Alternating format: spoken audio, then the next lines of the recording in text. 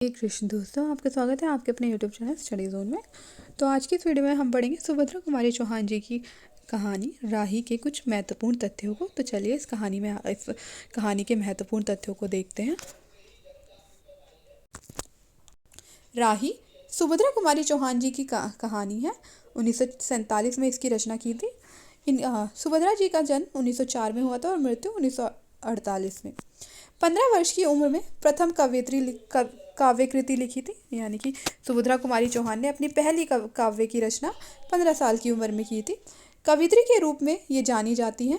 कविताओं में मुख्यतः राष्ट्रीय भावना और घरेलू जीवन की छवियां अंकित है, यानी कि सुभद्रा कुमारी चौहान की जो कविताएं हैं उनमें राष्ट्रीय भावना और घरेलू जीवन की छवियां अंकित होती हैं।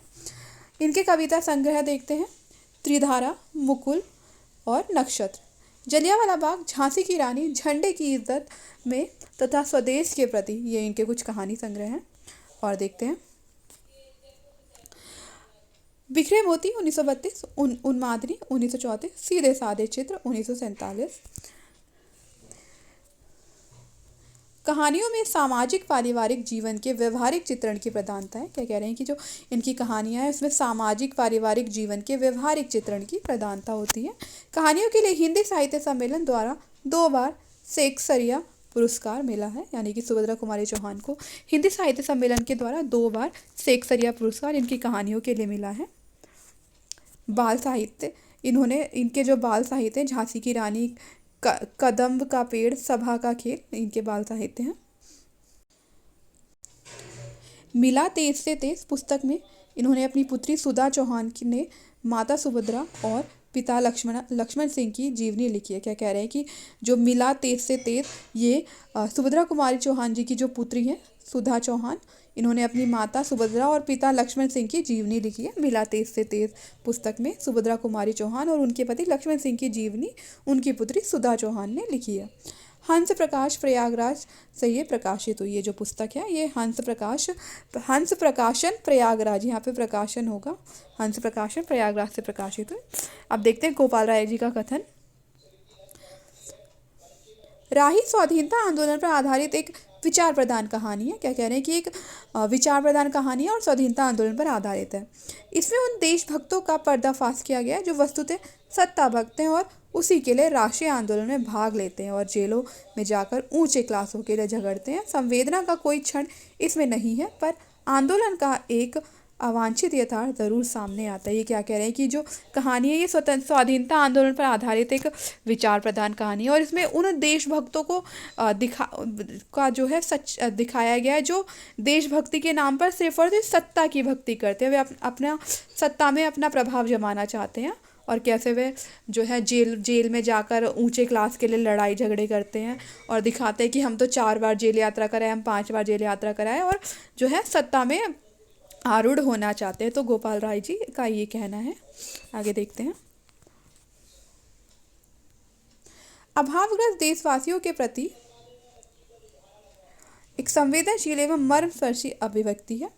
ये जो कहानी है ये अभावग्रस्त देशवासियों के प्रति एक संवेदनशील एवं मर्मस्पर्शी अभिव्यक्ति है।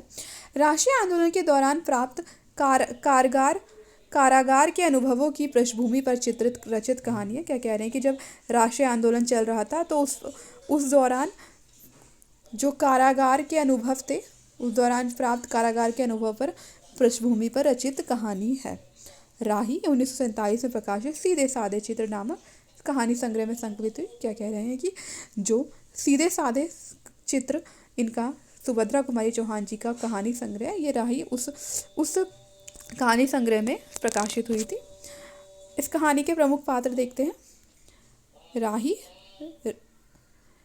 राही और ये गरीब कैदी स्त्री है। अनीता ये एक अमीर घराने की स्वतंत्रता सेनानी महिला है।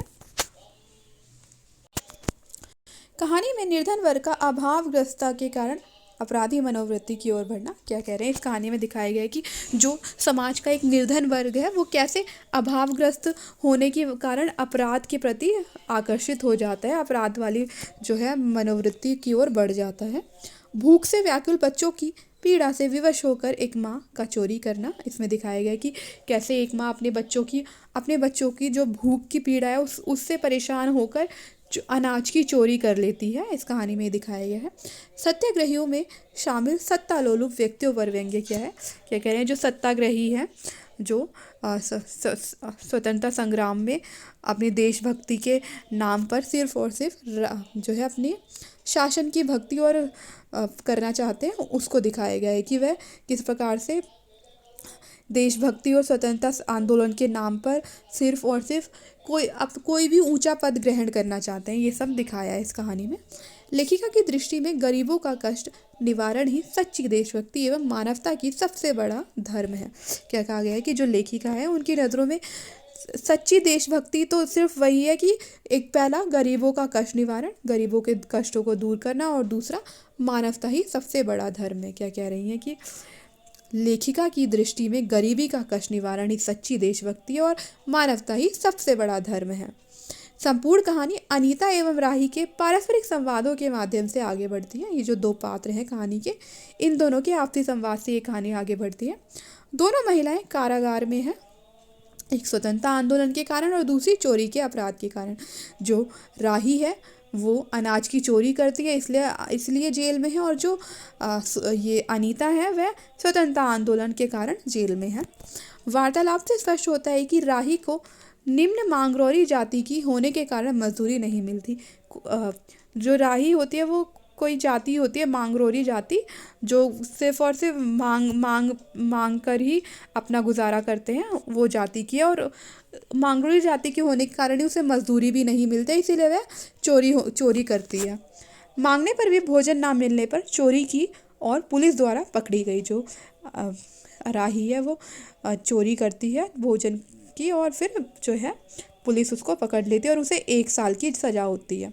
पति का जेल में पीटे जाने का कारण निधन हुआ है। जो राही होती है उसके पति को भी पुलिस ने आपसी वैर के कारण जेल में डाल दिया था और जो है उसको मारा था, और फिर हॉस्पिटल में उसकी मृत्यु हो जाती है। और जो उसके बच्चे होते हैं वो बेसहारा रहते हैं, क्योंकि पति की मृत्यु हो जाती है और राही स्वयं जेल में होती है, और इसलिए बच्चे बाहर बेसहारा होते हैं।